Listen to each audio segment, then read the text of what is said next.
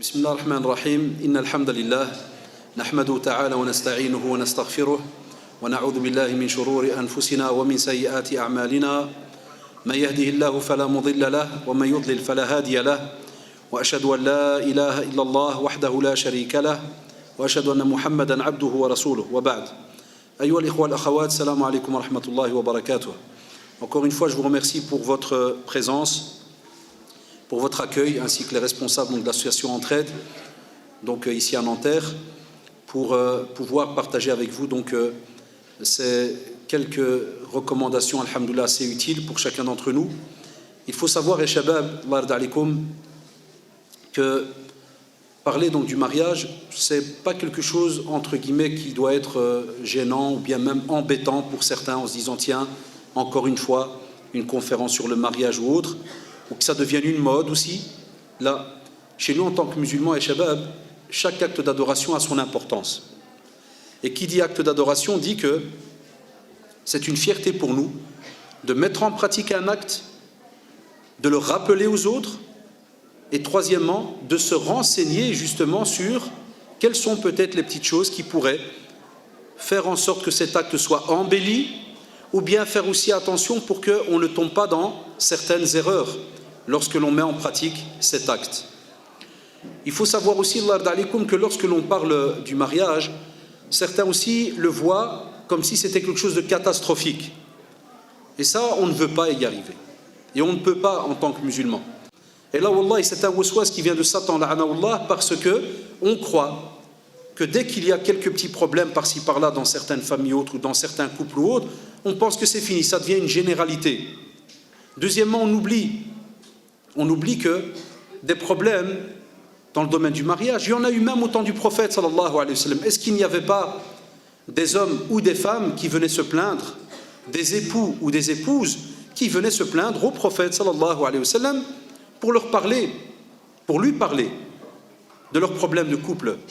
Et est-ce que le prophète sallallahu alayhi wa sallam lui-même n'a pas eu des fois certains petits accrochages ou petits problèmes dans le couple où on a même des fois des versets qui ont été révélés? Donc c'est quelque chose de tout à fait normal. Il faudrait qu'on change un petit peu notre manière de voir ou de percevoir plutôt cet acte d'adoration qui est le mariage. Premièrement, ya shabab, lorsque beaucoup de jeunes nous disent « Oui, mais j'ai peur, je voudrais me marier, mais il va ceci ou cela ». Première chose, le problème n'est pas dans le mariage. Le problème, c'est nous, les êtres humains, ceux qui se disons croyants. On doit absolument, Allah yarda alaykoum, refaire ce qu'on appelle un genre d'autocritique et de se reposer des questions essentielles qui sont pourquoi on est présent sur terre, quelle est notre relation vis-à-vis d'Allah subhanahu wa ta'ala, est-ce que je suis assez honnête pour dire si je suis bien ou pas bien, si je ne suis pas bien, qu'est-ce qui me manque, s'il y a quelque chose qui me manque, comment est-ce que je peux y remédier, comment je peux corriger telle et telle chose, puisque normalement c'est le métier du croyant sur terre.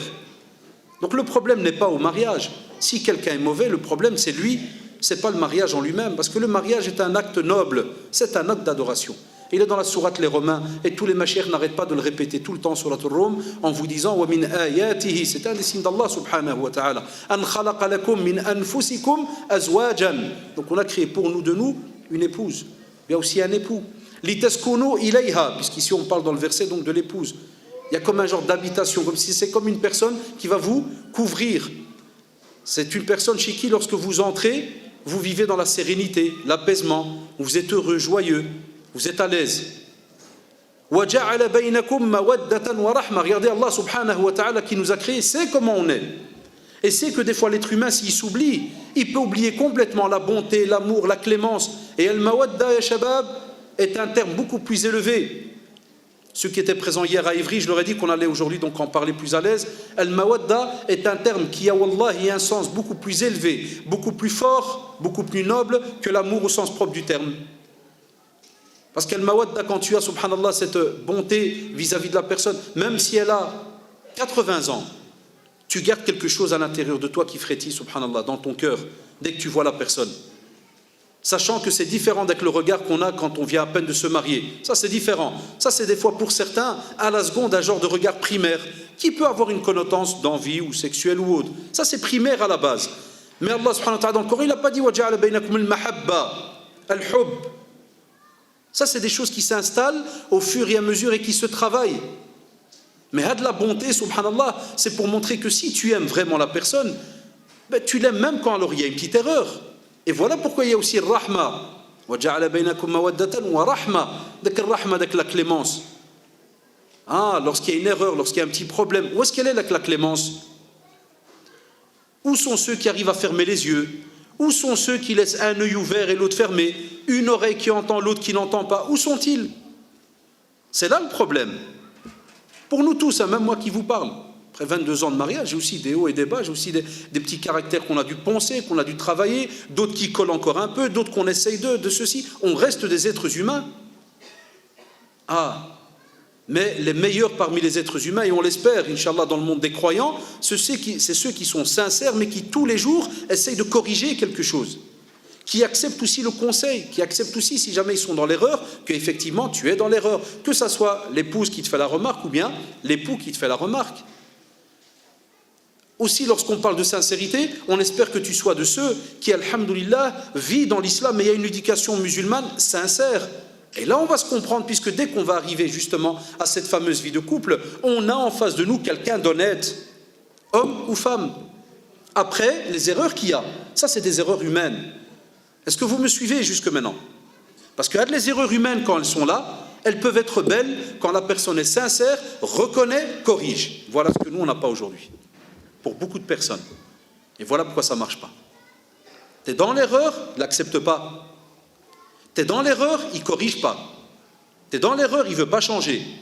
Et après, qu'est-ce qu'on dit? C'est la faute au mariage. Le mariage fait peur. Comme hier, on m'a posé, le mariage est compliqué. Wallahi, il est compliqué. Nous sommes compliqués. Et voilà pourquoi aujourd'hui, dans beaucoup de conférences, le titre « Le mariage » a pris une de ces ampleurs incroyables. C'est ce qu'on appelle la conférence gros lot, je l'appelle. Ah, le gros lot, si tu t'appelles gros lot, tu fais une conférence avec du monde, le mariage, les genoux, la tombe, l'enfer, c'est tout. 3-4 sujets. Et là, tu as ça le comble. Tu aurais fait l'aqida, 5 hurluberlus. Et encore, ils se demanderaient ce qui se passe. Hein? Et c'est la vérité, les amis. Voilà pourquoi ça ne fonctionne pas. Qu'est-ce qu'on a eu comme éducation? Qu'est-ce qu'on a appris? Billah alaykoum, qu'est-ce qu'on a appris? Où sont les jeunes et l'acquisition du savoir? L'acquisition du savoir, wallahi, elle forme l'humain, elle forme le croyant, et ça te donne plus tard un vrai époux, une vraie épouse. Ça ne te donne pas un infaillible. De nouveau, certains n'ont pas compris cela. Elle te dit, mais j'ai pris un frère. Stéréotype, le frère. Purée, il faudrait décortiquer, c'est quoi le frère? Comme je dis à certains, s'il vient habillé en training Adidas avec des Nike Air Max, est-ce que c'est un frère? Non, dans la tête déjà de certains, non, ça c'est pas un frère, ça c'est un drari. Regardez, on a déjà des définitions, subhanallah. Mais d'où vient-elle? D'autres disent une sœur. Ah, une sœur. C'est quoi la sœur? Gilbab, Kada,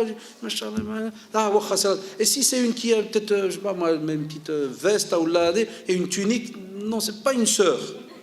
Moi, c'est l'autre modèle que je cherche. Tu vois le style Kada. Regardez, on est à dans la. Parce que chacun a appris comme ça au fur et à mesure. Ça, c'est ceux qui ont appris au fur et à mesure. Alors, il a quelques informations, et des fois, il n'est même pas sûr qu'elles sont bonnes ou pas, ou ceci ou cela. Tu as ceux à l'extrême, l'autre côté de la terre, qui n'ont rien appris. Ils vivent au jour le jour, puis dès qu'il y a un flash là, ah, mariage, non, marié. Et quoi? Vous imaginez un type qui prend la voiture, tu vas où? Je vais au Maroc. Comment ça? Et les bagages? Après, je vais voir. Et l'entretien de la voiture? T'inquiète, je vais voir sur la route. Et c'est quoi la route? Je t'inquiète, on démarre, on verra. Toutes les routes, elles mènent à, tu crois, Zranran ou à Rome, ou là? Ah, tu prends, tu démarres, tu pars. Wallahi, on fait la même chose pour le mariage. Vous avez remarqué, on s'amuse pendant des années pour certains, et puis un jour, comme ça, il y a le flash, le petit cauchemar qui arrive. Oh, je vais me marier. Je vais me marier. Et ouais, Zid. Et après? Ah, je cherche une sœur. Et ouais, il la trouve. Là, le cinéma, il commence pour certains. Après, on vous dit le mariage est compliqué. Non. Non, c'est l'être humain qui craint pas Allah subhanahu wa ta'ala. Puisqu'Allah subhanahu wa ta'ala, regardez, wallahi, c'est étonnant, mais un gros pourcentage, et on le voit dans le Coran, c'est Allah subhanahu wa ta'ala qui interpelle l'homme. Et les savants, jazakumullah, des fois quand on a cours avec eux, il dit pourquoi Allah subhanahu wa ta'ala interpelle souvent l'homme par rapport à sa relation avec la femme. Pourquoi? Certains, quand ils essayent d'aller loin, ils essayent. On remarque, psychologie n'est pas la même de l'homme et de la femme, manière de concevoir les choses, manière de ressentir les choses, manière de comprendre les choses. C'est pas la même chose. Wallahi, c'est pas la même chose. Il y a plein maintenant de petits mouvements, entre guillemets, n'importe comment on les appelle, des fois féministes ou je ne sais quoi, qui veulent absolument dire non, on est les mêmes, on réagit de la même manière. Wallahi, non, on réagit de la même manière. Naam, on est les mêmes, on est des êtres humains. On est les mêmes, on est responsables devant Allah subhanahu wa ta'ala. On est les mêmes, on doit faire nos prières. Et même dans nos prières, on n'est pas les mêmes, parce qu'une fois qu'il y a les menstrues, la femme ne prie pas. Donc, on ne dit pas qu'on est les mêmes dans ce domaine de la jurisprudence. Non, nous, on reste focalisés sur le mot, les mêmes. Non, on n'est pas les mêmes, on a différentes, subhanallah, situations. Et ça, c'est ce que faisait avant Salaf Salih, quand vous lisez dans certains ouvrages, la mère prenait la fille. Elle lui apprenait, écoutez-moi bien, mais il n'avait pas, ya shabab, il n'avait pas de préjugés. C'est ce qu'aujourd'hui, parce que c'est normal, on ne vit plus dans nos pays. Même nos pays ont changé des fois par rapport à la mentalité, la culture et autres. Mais avant, par exemple, chacun respecte l'autre. Et par exemple, quand vous lisez dans certains ouvrages anciens dans le domaine du mariage, la mère prend la fille, elle s'assied avec lui, et écoutez-moi bien, ce n'était pas un sujet tabou. On reconnaissait certaines choses qui étaient propres à l'homme. Qu'aujourd'hui, nous qui faisons ce qu'on appelle les civilisés de la mort, là, les Shab 2000, les high-tech, là, les pleins de bazar, plein de... Un texte que j'ai lu, la mère qui dit à la fille, elle lui dit, fais en sorte que quand il rentre, que le plat soit prêt. Parce que l'amour d'un homme passe par son ventre. Quand je lisais ça, wallah, des textes anciens comme ça, tu sais, c'est pas un hadith, hein, c'est des textes comme ça anciens. Quand je lisais ça, écoutez-moi bien, et que je vois aujourd'hui, pendant des années dans les médiations, certaines sœurs qui des fois se fâchent et te font, ouais, purée, mais moi j'en ai marre, hein, je suis pas ces cuisinières, hein, moi ils me cassent pas la tête comme ça, hein, pas belle pète, ouais, oh. Alash, vous savez pourquoi? Inconsciemment, j'ai bien dit, c'est pas général, hein, inconsciemment, certaines on les a remplies pendant des années. T'es pas une moutonne, il va te bouffer cru, il va te faire, montre-lui que t'es une femme, montre-lui que t'es, montre-lui, et pendant des années, elle rajoute des boucliers, et elle ammar. Quand elle arrive chez lui, c'est un haïstad, c'est une comme ça. Dans l'apparence, c'est une barbouche, mais c'est une haïstad qui vient. Et elle est en mode veille. Wallah, elle est en mode veille. Dès qu'il bouge. Parce qu'il y a 36 dossiers qui sont là, et tous des alarmes. Dès qu'il va lui dire un mot, ça sonne. Hey, je t'ai dit, on te l'a dit, il va te bouffer cru. Et l'homme, on lui fait la même chose. Quand tu lis dans certains ouvrages, on dit à l'homme, fais en sorte que ta femme ne voit de toi qu'un bel aspect, que tu ne sentes pas mauvais, que ceci. Quand je lisais ça, wallah, je rigolais. Aujourd'hui, qu'est-ce qu'on fait à l'homme? Des fois, la belle-mère, elle vient, donc chez son fils, elle lui dit, Tchouf, écoute-moi bien, t'es un homme. Répète, j'ai un homme. T'es un homme, ma bébé. T'es un rajel. Bon, virgule, t'es un rif. T'es un rifé, t'es pas un schmet. Tu ne viens pas de Tanger, tu viens pas de... Je suis de Tanger, comme ça, vous le savez. Sous Zélande, vous auriez dit que c'était un richeton qui se fout de la gueule de Tanger. Voilà, non, je suis de Tanger. T'es un rajel. Ah. Répète, j'ai un rajel. Haïdak. Dès que tu la laisses monter sur ta tête, que sur le crâne. Et le type, pendant des années, c'est ce qu'il entend à la maison. Virgule, il voit son père, comment il fonctionne avec sa mère. Il voit ses frères et sœurs qui sont mariés, que ça a donné. Et qu'est-ce que ça donne après 15, 17, 20 ans d'éducation? Ça donne des fois des jeunes qui ont peur. Dès que tu dis le mot mariage, divorce. A'oudhu billah, où vous avez trouvé cela dans le Coran ou la Sunna? Où avez-vous trouvé cela? Non. C'est à nous, les musulmans, de se revoir et d'accepter des fois qu'il faut être honnête, parce qu'avant, quand on était, écoutez bien, ça, c'est un paramètre important, et shabab, qui doit nous pousser à la réflexion. Avant, nos parents, ils ont grandi dans ce qu'on appelle un giron musulman, un giron familial musulman, un pays musulman. Comme le disaient nos parents, même si tu sors dehors et que tu as envie de faire l'imbécile, tu auras tout le temps un petit vieux, mskin, un hajj qui va passer, qui va te dire « Taqillah ». Ou bien qui va te dire « Tu n'es pas le fils de l'hajj un tel ?» Donc il y avait une surveillance. C'était le goulag, mais c'était comme ça. C'était beau. Donc il y avait, alhamdoulilah, il y a l'adhan, l'appel à la prière, il y a, vous voyez ce que je veux dire, hein, il y a de l'islam, ça tourne. Allah subhanahu wa ta'ala a fait qu'on a dû se déplacer. Nos parents ont dû se déplacer. Nous, on est nés ici en Europe. Nos parents se sont déplacés. On est venu habiter dans un pays qui a d'autres cultures, d'autres manières de voir. Il n'y a pas d'islam, ceci. Mais il y a ce qu'on appelle l'islam, mais de ce que les musulmans ont hérité. Ah, lesquels? La deuxième génération, troisième, quatrième, cinquième qui est née ici. Qui n'a plus la même vision de ce qu'il y avait au bled. Qui n'entend plus l'adhan. qui est au courant de toutes les lois, que même si un petit vieux il vient et lui dit dans la rue, je vais te dire à ton père, il va te chercher, tu fais SOS, droit des enfants, Wallah il me touche, j'appelle 1304. J'ai inventé le numéro, je ne sais pas ce que vous avez en Belgique, sinon on a un petit numéro, Wallah que même des petits prennent le GSM 1302, ouais mon père il m'a donné une tarte, Wallah le lendemain il est convoqué. Je ne parle pas de frapper ou tout ça, c'est un autre domaine, attention, hein. Je donne les exemples. Enfin tout ça, subhanallah, tous ces paramètres, et je peux en citer plein, ont fait que l'être humain, aujourd'hui le croyant, ne fonctionne plus de la manière aussi à l'aise, façon de parler, dans laquelle il était il y a X temps dans le domaine des rappels, ceci, cela. Aussi, les gens avaient la langue. Beaucoup comprenaient, par exemple, quand ils allaient, que l'imam parlait en dialecte, il faisait un dars, une conférence, ils comprenaient. Ils rentraient à la maison, il y avait un rappel, il y avait des fois, dans beaucoup de familles, un tas de... C'est pour ça que nos parents, souvent, vous les entendez, les vieux, ils nous cassent la tête, quand ils disent souvent, ah, on allait, et ils parlent des fois à certains jeunes qui n'ont jamais mis les pieds, et à qui ça n'intéresse peut-être pas. Donc on a, wallahi, toutes les marques et shabab, on a tous les modèles autour de nous. Et c'est ce qui fait qu'aujourd'hui, lorsqu'on se marie, beaucoup ont gardé les mauvaises habitudes. Beaucoup n'acceptent pas, il y en a, c'est clair et net, n'acceptent pas de changer leur caractère, leur manière de fonctionner. Beaucoup ne se forment pas. C'est pour ça, si les formations, par exemple, étaient données, mais avec un système, alhamdoulilah, comme on dit, licite, à qui on demande conseil à nos savants pour savoir comment on pourrait le faire, des formations pour, par exemple, les jeunes qui voudraient se marier. Mais quelque chose vraiment qui est étudié, comme on dit, de manière halal, bien structurée, pas des khallota et n'importe quoi, quelque chose de bien structuré. Wallahi, à ce moment-là, alhamdoulilah, au moins, on a... Mais aujourd'hui, vous le voyez très bien, la formation, elle est quasi privée. C'est quoi? C'est le type, là, dès qu'il a envie de se marier, qu'est-ce qu'il fait? Dans la semaine, il achète un stock de livres et de CD sur le mariage. Et tu veux que le gars, là, maintenant je vise l'homme comme ça, parce que bon, je ne peux pas à chaque fois donner masculin, féminin. Aujourd'hui, on attaque l'homme, skin. Donc le type, il est là, le soir, et donc il doit se préparer à faire une demande. Il y a 50 livres devant lui. Et imaginez comme un disque dur. Il doit en une semaine... comment aimer ma femme? Oui, tu dois être doux, tu dois être... Oui, tu dois... Prends-la dans tes bras. Oui, tu dois... Oui, la femme est quelqu'un qui est pas très... Déjà, le soir même, il dit... Quel mariage? Elle va me hammer, celle-là, va me rendre la tête. Et prends, si jamais, c'est un exemple plus tordu, prends si c'est un mec qui n'a jamais connu ni le domaine sentiment, ni émotion, ni... Tu vois, c'est le genre qui, quand il rentre à la maison, et que par exemple son père, il vient et il veut, le jeune là, il veut être pris dans les bras, son père qui lui dit, Chandek, qu'est-ce qui se passe? Je peux te donner un bisou. Chandek, et wallah, ah, ça existe. J'ai des jeunes qui me le disent, mon père. Et ça existait même au temps du prophète, sallallahu alayhi wa sallam. Il y en a qui croient que c'est nouveau. Vous vous rappelez l'arabe qui est venu chez le prophète, il a vu le prophète sallam embrasser les petits. Il a dit, moi j'en ai dit, j'ai jamais embrassé rien.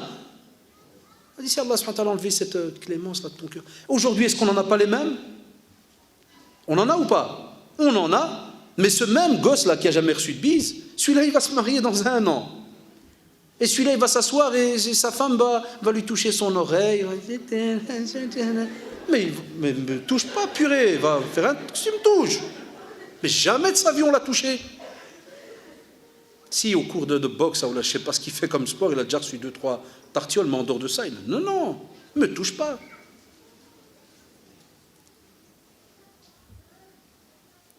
Ah, s'il se marie avec une qui passe sa vie à étudier les plantes et... Allah, vous imaginez les soirées. Le type, il est là et...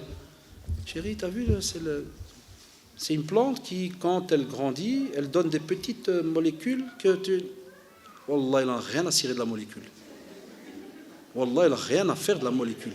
Et le gars, il subit, hein, il est là assis, hein, mais il crève, hein, il est là, Wallah, de la douleur. Hein, et c'est rien, mais tu vois, et puis... Et pendant qu'elle parle, il entend que des...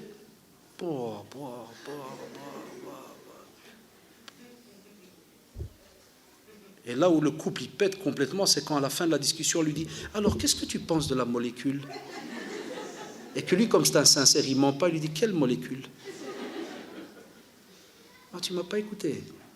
Donc, je ne vaux rien. » Ah, regardez les caractères, comment ils sont différents. Encore une femme qui va parler, je ne sais pas moi, un homme qui va parler avec sa femme 5 minutes et que sa femme va lui dire « Répète, répète. » Il y a des hommes qui sont comme des fois, entre guillemets, à l'heure. « Ah, t'as pas entendu. Oh, allez, je répète, Zed. » Et il rigole comme ça, Zed. Et des fois, la femme me dit « Tu m'as pas. Hein? Même il n'y a plus de son. Tu crois que l'homme il va pleurer à ce moment-là? Il va dire Allahu Akbar, je l'ai cassé. A'udhu billah. Il va dire ça arrête de coller pour une molécule purée. Vas-y te faire. Il y a plein de molécules, on est tous des molécules alzit. Il n'a rien à cirer. Pour certains. D'autres, tu vas trouver au contraire, il va compatir. Pendant qu'elle pleure sur la molécule, il pleure avec elle sur la molécule. Et ils sont là. Ça aussi, ça existe. Mais de nouveau, on va aller gratter dans la vie de ce jeune. Il a eu aussi une vie où il était peut-être, alhamdulillah, très ouvert à la nature, ceci, cela, kada. Donc les jeunes, vous savez très bien que chacun d'entre nous a un vécu. Alors est-ce qu'on prend la peine de corriger et de voir, est-ce que tout ce que j'ai comme vécu, est-ce que c'est les bons instruments pour revenir à ce que j'ai dit il y a quelques minutes? Le gars, là, vous vous rappelez que j'ai parlé du type qui prend la voiture, qui part en voyage? Est-ce qu'on a préparé? وَتَزَوَّدُوا فَإِنَّ خَيْرَ الزَّادِ التَّقْوَى. On revient de nouveau à la crainte d'Allah. Allah subhanahu wa ta'ala dit, prenez des provisions. Prenez des provisions. Mais la meilleure des provisions, shabab, wallahi, tant que vous ne l'avez pas dans votre vie, vous ne pourrez pas avancer. C'est la crainte d'Allah subhanahu wa ta'ala. Parce que si tu as la crainte d'Allah subhanahu wa ta'ala, même si un jour il y a un problème entre toi et ton épouse, jamais tu vas arriver à insulter, ou à frapper, ou à dénigrer. Et tu vas aussi être capable de reconnaître s'il y a une erreur, et on va aller plus loin. Même si on ne s'entend plus, alhamdulillah, tu vas leur divorcer dans le halal, tranquille, sans lui faire du mal ni quoi que ce soit. Et la femme, la même chose, elle traduit tout ce que je viens de dire au féminin. Ça veut dire que, à ce moment-là, les shabab, est-ce qu'on pourrait encore dire que c'est le mariage qui cause problème? Pourquoi on cite souvent le caractère? Parce qu'il y a un des mots qui revient tout le temps dans le mariage, et c'est quasi, presque 90 fois cité dans le Coran. As-sabr, la patience. La patience. C'est un mot, Allah, et que vous allez voir, ceux qui sont mariés, ils savent de quoi je parle. La patience. C'est un travail de longue haleine. Parce que la patience, subhanallah, quand tu t'entraînes à la voir, elle va t'aider à des fois prendre du temps pour comprendre un problème, prendre du temps avant de réagir, prendre du temps avant de répondre, prendre du temps avant de prendre une décision. La patience. Où est-ce qu'on en est par rapport à cela? Beaucoup de couples sont impatients. Elle se marie ou il se marie, elle remarque qu'il manque un caractère. Non, stop, j'en ai marre, j'arrête. Non, il m'a eu. C'est pas un romantique, j'arrête. Chère sœur, prends ça comme ton petit jihad. Prends-le comme ton petit jihad. Voilà, c'est ta petite guerre sur terre. C'est quoi? Rendre mon mari un peu plus romantique. Prends-le comme ça. Ou bien l'homme qui peut tomber des fois sur une sœur où il va être étonné, elle n'est pas romantique du tout. Il va dire, c'est stéréotypement dans la tête, mais elle doit être, parce que c'est une femme, elle doit être romantique. Comment ça fait qu'elle ne l'est pas? Bah ouais frère, parce qu'elle a grandi avec 10 frères à la maison. C'était Hassan, mais on l'a appelé Fatima. Entourée de 2 mecs à la maison. Que des frères. Même pour un morceau de viande, elle s'est battue. Hein. Tu connais pas son passé. Il y a même des fois des petites balafres ici. Elle a dû courir pour manger. Ah ben ça, qu'est-ce que tu en sais toi? Qu'est-ce que tu connais de ça? Pourquoi tu ne prends pas, je dis souvent aux jeunes, pourquoi vous ne prenez pas ces petits détails-là qui paraissent des fois un peu lourds ou embêtants? Pourquoi tu ne les prends pas du bon côté? Tu te dis, ça c'est mon petit jihad. Et puis tu as l'autre qui a un autre regard. Au moment même, wallahi, c'est lourd, parce que la personne se dit, mais il ne comprend pas la même chose au même moment. Il n'a pas la même réaction au même moment. On aurait voulu que... Ben voilà, c'est un travail, la personne, hop, va se dire. Mais si à la seconde, tu laisses Satan entrer, tu dis, voilà, c'est un bédouin, c'est un qui comprend, c'est un ceci, c'est un cela, wallahi, Satan, la'anahullah, va faire que dans ta tête, il y a un moteur qui va tourner tous les jours. Et jamais il va te dire, alhamdulillah, tu es marié avec un croyant. S'il vous plaît, les sœurs, vous traduisez au féminin. Il ne va jamais te dire, alhamdulillah, que tu es marié avec un croyant. Alhamdulillah, qu'il est en train de faire 1 gramme d'effort par an. 1 gramme, c'est 1 gramme. Hein. Si tu le vois vraiment comme il faut, wallahi, 1 gramme, c'est 1 gramme. Avance. Tu ne vas plus voir le respect qu'il a envers toi. Il y a plein de choses qui, subhanallah, sont déjà ce qu'on appelle un bien immense dans le couple. Tu ne vas plus les voir. Mais tu ne vas rester focalisé que sur le dossier qui t'embête. Et je vous le dis avec toute sincérité. Dans les problèmes de couple, c'est parmi les choses qui ont beaucoup embêté. C'est le fait de rester tout le temps focalisé sur le fameux dossier qui manque. Pourquoi il n'a pas ça? Mais soyez logique, dans les 99% des couples, il y a wallahi tout le temps un dossier qui manque. C'est rare, c'est très très rare. Ils existent, mais ils sont rares. Les couples où tu dis, est-ce qu'il y a un problème? Non. Est-ce que tout ce que tu voulais, il y a? Oui, wallah. Et toi frère, wallah, il y a tout, il y a même plus. Ils sont rares. Pourquoi? Vous savez pourquoi? Parce que ce n'est pas du clonage. Hein. Tu n'as pas pris ta photocopie. Mais il y en a qui se marient, ils croient qu'ils ont pris une photocopie. Non. Eh bien, si on craint Allah subhanahu wa ta'ala, à ce moment-là, on est apte à discuter, apte à changer la chose, apte à se dire, tiens, c'est vrai, ça manque. Et j'ai remarqué dans les médiations que, et même dans nos vies de couple, que quand tu acceptes en face la demande, wallahi, la personne, elle déstresse. Elle se dit, alhamdulillah, bismillah. Ça prouve qu'il a reconnu, il a accepté ma demande, il a accepté la demande, ça prouve qu'il me considère, ça prouve qu'il est prêt à avancer. Et je vous assure qu'à ce moment-là, subhanallah, la personne qui est avec vous accepte d'aller un peu plus loin. Donc de nouveau, on revient à quoi? On revient à cette crainte d'Allah subhanahu wa ta'ala. Quand on a cette crainte d'Allah subhanahu wa ta'ala, shabab, deuxième partie, c'est pourquoi est-ce que je me marie? Pourquoi? On a deux groupes. Un, je l'avoue, c'est la vérité. Ils nous le disent en face à face, que ce soit garçon ou fille. Frère, moi je suis resté dans le halal toute ma vie, maintenant je vais me marier, je vais avoir des relations, kada, c'est tout. Pourquoi il me fait? Il y a un problème. Et si un jour la personne elle attrape une maladie, elle ne peut plus avoir de relation, je ne sais pas, pendant 1 an, 2 ans, je ne sais pas. Tu divorces? Vous voyez? C'est une question légitime qui peut avoir une réponse légitime. Ça, c'est un autre dossier. Mais moi, je vise le but. Qu'est-ce que la personne a en tête? Parce que si dans ta tête, tu ne t'es focalisé que sur un dossier, il arrive que, wallah, tu vas vivre mal. Et à ce moment-là, quand on te dit pourquoi tu t'es marié, eh bien, quoi qu'il arrive, wallahi, la première réponse, elle doit être rattachée à Allah subhanahu wa ta'ala. C'est de se dire, voilà, parce que c'est un acte d'adoration, parce que je veux plaire à Allah subhanahu wa ta'ala, mais il y aura toujours le mot Allah subhanahu wa ta'ala, il y a toujours le nom, afwan, il y aura toujours le nom d'Allah subhanahu wa ta'ala qui va apparaître dans la discussion. Et celui qui fait apparaître tout le temps le nom d'Allah subhanahu wa ta'ala, mais qui intérieurement est sincère, mais il va le prouver extérieurement. De nouveau, on revient à la polémique que j'ai citée au début. Est-ce qu'on l'est sérieusement? Si on l'est intérieurement et extérieurement, il ne peut, inch'Allah, avoir que du bien. Et là, statistiquement, il y a quelques cas où ça ne marche pas. Et à ce moment-là, ya shabab, quand on veut savoir, tiens, le pourquoi de ce mariage, on commence à faire des démarches où on va poser des questions. Chose qui, de nouveau, on fait rarement ça entre nous. Par exemple, souvent, je dis aux jeunes, va discuter avec ta mère. Demande à ta mère, toi le garçon, comment une femme fonctionne. De nouveau, c'est tabou des fois chez certains d'entre nous. Va chez ton père, demande-lui comment un homme doit fonctionner. Et la fille devrait faire la même chose. Elle va chez son père, Abi, comment doit fonctionner une épouse? Toi qui es marié à ma maman, dis la vérité. Je sais qu'il y a des choses peut-être que ça ne te plaît pas, ceci, cela, mais Allah, voilà, il se peut que tu vas m'aider dans ce domaine. Quelles sont les choses que tu préférerais qu'il y ait et que tu n'as peut-être pas eu et que je ne suis pas au courant? Mais nous, c'est tabou tout ça. Tu imagines un garçon qui va chez son père aujourd'hui, chez certains, pas tous, mais une grosse majorité. On a un gros problème dans notre communauté de communication et de dialogue. C'est ce qui a même fait que certains, quand ils sont mariés, ils ont aussi, parmi ça rentre même dans les problèmes dans le domaine des conflits conjugaux, manque de communication et dialogue. Ce n'est pas dialoguer. C'est des monologues. C'est je parle, tu te tais.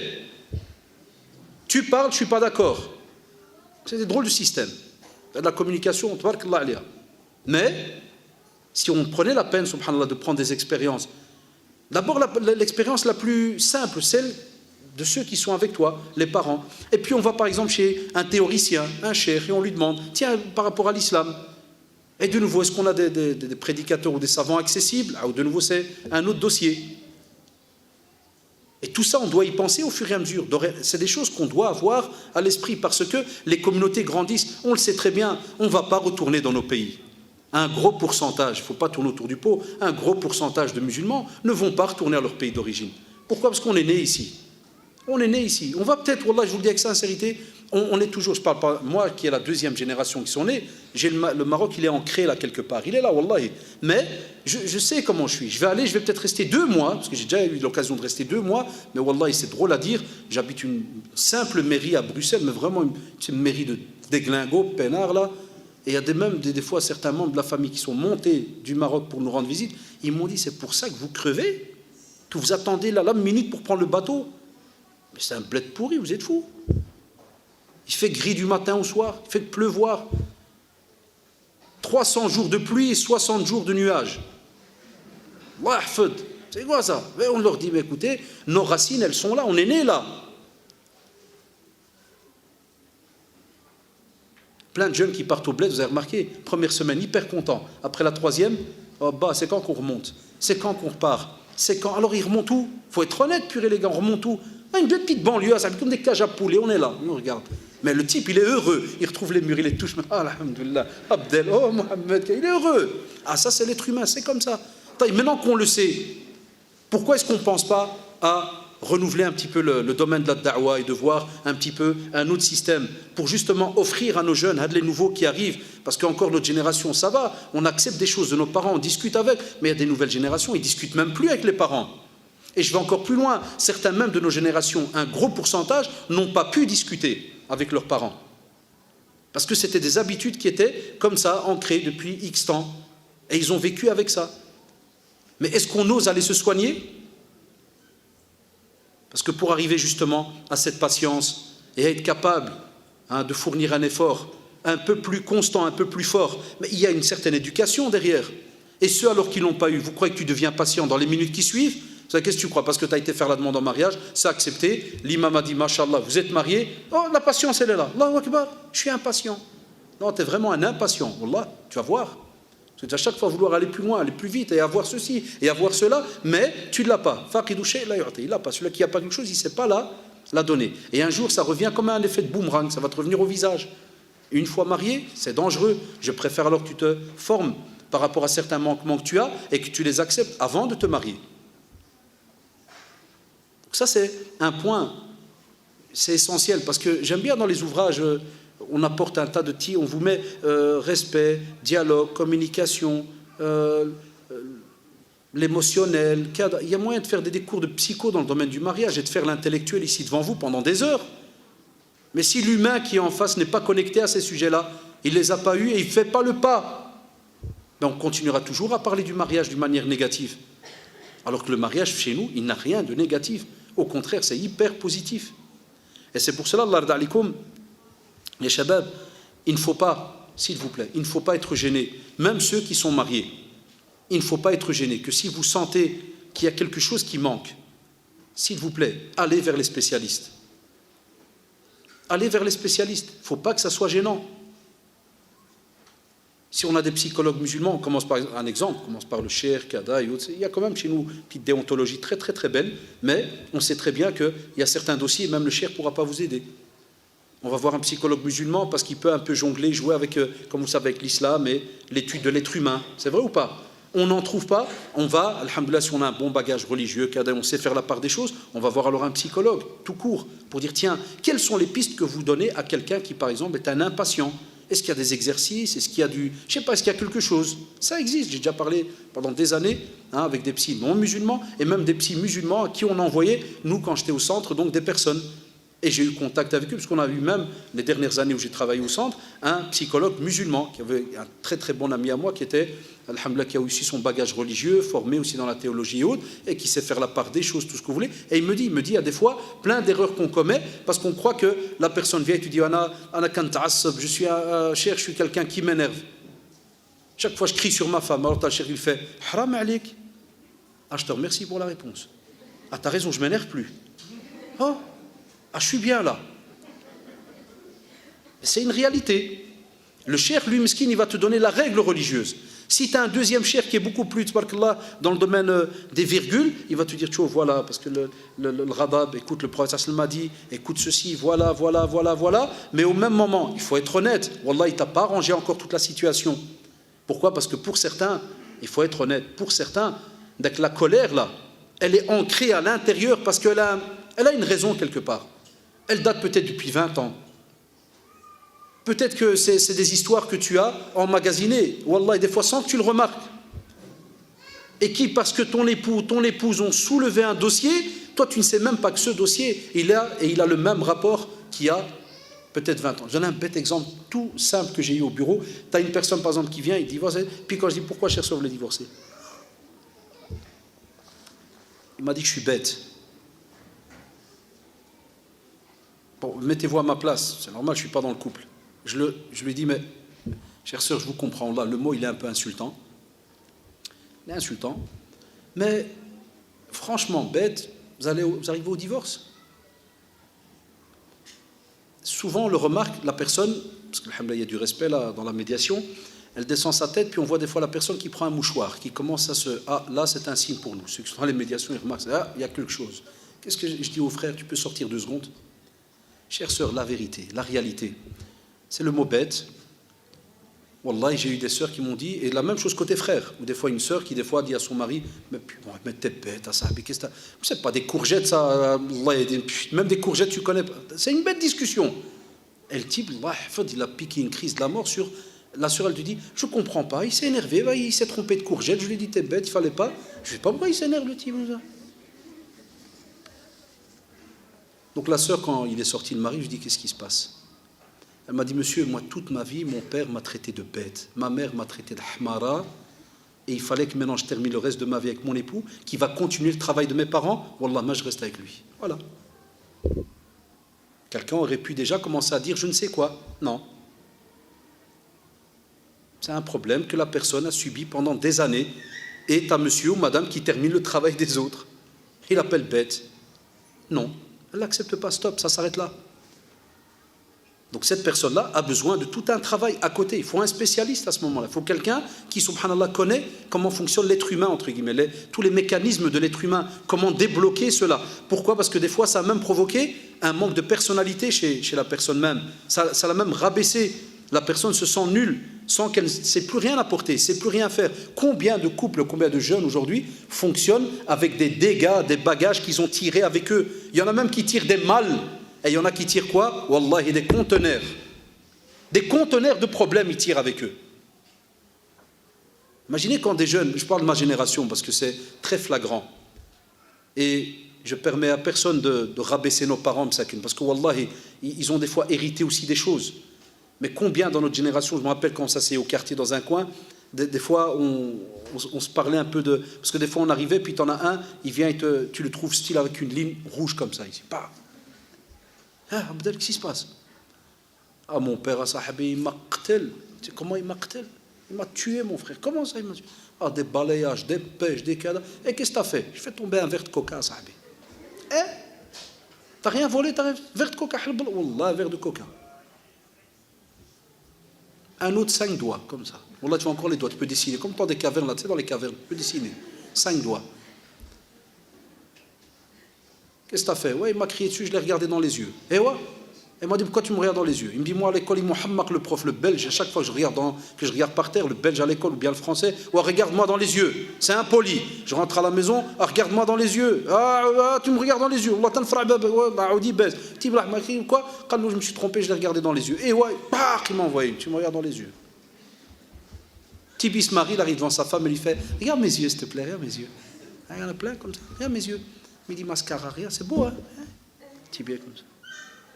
Il ne tient pas 10 secondes. Wallah, il ne tient pas 10 secondes. Alors si je veux vous établir une scène à 2 francs, c'est Mskina, elle s'est préparée pendant des heures, puis regarde-moi dans les yeux, le type n'arrive pas. Dans une formation qu'on a eue en tant que prof, en psycho, il nous parlait justement de l'effet du regard, hein, avec les enfants. Ah, c'est tout un cours, hein, c'est immense. Mais je n'oublierai jamais, je levais la main, le prof il m'a dit, oui, monsieur. Je dis, monsieur, vous savez, chez nous c'est la déglingue. Hein. Il commence, je dis, ouais, je dis, donne. Et il savait à part, parce qu'après il m'a dit, oui, je sais qu'en entrepôt, dans vos communautés africaines et autres, on ne regarde pas dans les yeux. Quand le pater il parle, on ne regarde pas dans les yeux. Et le mec, 25 ans, il ne regarde pas dans les yeux. Puis quand il arrive à la maison, tu as une qui a vécu cool ou un, regarde-moi dans les yeux, s'il te plaît. Et s'il ne regarde pas, hein, tu m'aimes pas, hein. Ah, c'est fini, je suis moche. Si, je le sens. Qu'est-ce que tu sens? Il n'y a rien à sentir. Il n'y a pas d'odeur, wallah, il n'y a rien. C'est que le mec, pendant 25 ans, il ne pouvait pas regarder. Alors, tous ces mots-là que l'on dit, comment est-ce que tu fais pour les retravailler? C'est ce qu'on a besoin maintenant. C'est ce qu'on a besoin. C'est qu'on doit absolument faire son possible pour, l'ard alikum, être honnête. Et je conclue là-dessus, c'est d'être honnête envers nous avant ce mariage, et même si on est marié, de se dire, qu'est-ce qu'il y a à corriger? Qu'est-ce qu'il y a à corriger? Et spécialement, je vis ceux qui ne sont pas encore mariés. Wallahi, revoyez certaines choses. Acceptez, subhanallah, les remarques. C'est pour ça que dans ma conférence sur le choix du conjoint, je disais toujours, rappelez-vous, de faire ce qu'on appelle un CV. Qui es-tu réellement? Mais on sait très bien que quand tu demandes à quelqu'un qui es-tu, vous vous rappelez l'année passée, c'était la conférence, ceux qui sont venus, l'année passée, ceux qui n'étaient pas là, en résumé très rapide, c'était tu prends une feuille et tu écris, voilà, qui suis-je, 2 points. Alors quand on dit qui suis-je, j'avais repris quelques petits textes, quelques petits termes, caractère, 2 points, personnalité, qui suis-je envers l'argent, qui suis-je envers les amis, qui suis-je, c'est plein de, là c'est dans la conférence, j'avais mis plein de choses, et tu écris. On a remarqué statistiquement, j'ai eu des élèves quand j'ai donné ce cours à Bruxelles, qui la semaine d'après sont venus avec une liste, parce que je ne leur ai pas dit le reste. C'est là-dessus que j'avais fait ma conférence, je leur ai dit tout simplement cela. Les élèves sont venus, wallah, les jeunes, qu'on soit honnête, parce qu'on est humain. J'ai des jeunes, hein, écoutez bien, salam alaikum, qui suis-je, 2 points, je suis vraiment quelqu'un de génial, je suis incroyable, j'aime les autres, j'ai envie d'eux, et maquinade, j'ai envie. Puis je dis à l'élève, je lui dis, tu sais qu'après le prophète, il n'y a plus de prophète. Il me dit, quel est le rapport? T'as aucune erreur, t'as rien. Je dis, normalement, c'est les prophètes. T'es qui, frère? Allahu Akbar. Je dis, t'es qui? Non, c'est pas ça. Je leur ai dit, deuxième devoir, vous me faites quelque chose dans la réalité. Osez écrire. Certains, wallahi, oui, je suis un radin, j'aime l'argent. J'ai dit, très bien, on commence à se connaître petit à petit. C'est bien. Je leur ai donné un 3e devoir. Wallah, je leur ai dit, allez demander à votre père et à votre mère qui tu es. Et là, vous vous rappelez, j'avais expliqué l'année passée, bon, ça fait toujours rigoler, mais tu as des fois le père qui lui dit, Wallah, bsaraha, franchement, pas être vexé, franchement. Wallah, que t'es un aouj. Ça fait 10 ans que je dis rien, parce que soit je vais te plier, je vais te faire ou te jeter dans le canal al-Hmaq. Tu dors jusqu'à 14h. Tu te lèves, maman, où est-ce qu'il est ma kmija? Maman, j'ai un petit pète. Tu là, il va se marier dans 2 ans. Tu vas rentrer à la maison, maman. Où est-ce qu'il y a ma chemise Val Floren? On ne voit plus le cheval. On ne voit plus le cheval. Il va rentrer à la maison, il va s'occuper d'un couple. Il va aller travailler au chantier. Je leur ai dit, faites. La mère qui lui met... la mère. C'est la seule qui, wallahi, connaît nos dossiers les plus intimes. Qui lave nos caleçons, nos culottes, nos bas, nos chaussettes, nos chemisettes? Qui les lave? Maman. L'épouse, plus tard. Parce que quand on voit les gens comme ça maintenant, tout le monde est beau. Tout le monde sent bon. Tout le monde a des belles chaussures, machallah. Mais nous n'irons pas sentir dedans. C'est pas demandé. Mais ta mère sait. C'est elle qui prend les chaussettes, là, vous savez, je vois ma femme, pauvre Allah, qui a les bacs, les clairs, les jaunes, les blancs, les noirs, elle est là, Fred, et des fois je la vois, je crie, Fred. Ah oui. Et des fois je l'entends crier, je vous avais dit de changer de chaussures, Allah dit comment vous achetez une nouvelle paire, qu'est-ce que vous gâtez? Non, le mec il change rien, il vient, il se marie, puis il rentre, salut, à peine il lève, elle tombe. Ah ouais, transpiration, qui c'est ça? C'est tous ces petits dossiers-là. Pourquoi est-ce qu'on ne les étudie pas, on ne les voit pas? Ça rentre dans tous les petits domaines de notre vie. Pourquoi on ne va pas les étudier? Pourquoi on ne se pose pas de questions? Tous ces détails, ya shabab, Allah yarda alikoum, il faut absolument qu'on fasse attention. Ce pôle religieux, il est général, il est immense. Le religieux chez nous, par rapport au mariage, il est immense. Mais il englobe la personnalité, parce que justement, le mariage, c'est 2 personnes. Et à ce moment-là, s'il y a la crainte d'Allah subhanahu wa ta'ala, eh bien sachez que dans la crainte d'Allah subhanahu wa ta'ala, tu reconnais qu'il y a le destin. Le fait qu'il y a le destin, ya shabab, eh bien je conclus là-dessus. Même si jamais il devrait y avoir un jour un divorce, wallahi, dans votre tête, si vous avez craint Allah subhanahu wa ta'ala comme il faut, s'il vous plaît, là vous vous dites au moins, alhamdulillah, Allah subhanahu wa ta'ala m'a donné une mission qui était de me marier à partir du 1er janvier, indéterminé. Mais ça s'est arrêté, par exemple, j'invente, le 1er décembre. Après 10 ans, alhamdulillah, stop. J'ai fait mon travail. Si je devais mourir dans 1 heure, il n'y a pas de problème. Je n'ai pas été injuste. Allah, j'espère qu'il n'y en a pas parmi vous. C'est ceux qui, le jour où ils pensent au mariage, ils pensent déjà au divorce. Il y en a qui nous le disent, je vais me marier, mais quand même divorcer.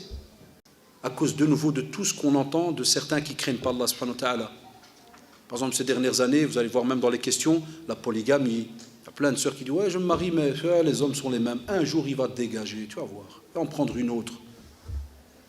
Il y a même des sœurs qui, le mari vient, il se plaint, il me dit monsieur, j'ai mis en pratique ta conférence. Wallah, sincèrement, je lui dis Masha'Allah, t'es jolie, t'es belle, je vais créer, Inch'Allah, je meurs pour toi, je suis là. Elle me regarde, me fait mon nœud, tu vas mourir pour moi. La première qui vient, tu vas. Ah, monsieur, Wallah, Max, c'est vrai, parle-lui. Tu parles avec la sœur, tu dis est-ce qu'il est comme ça ou est-ce que vous. C'est un type qui regarde à gauche, à droite, qui est un petit tordu. Il fait non, non, non, mais les hommes sont les mêmes, hein. Tiens, la belge comme ça. Les hommes sont les mêmes. Mais non, chers sœurs, ne sont pas les mêmes. Si, si. Manque de confiance. Parce qu'on se base que ce qu'on voit autour de nous.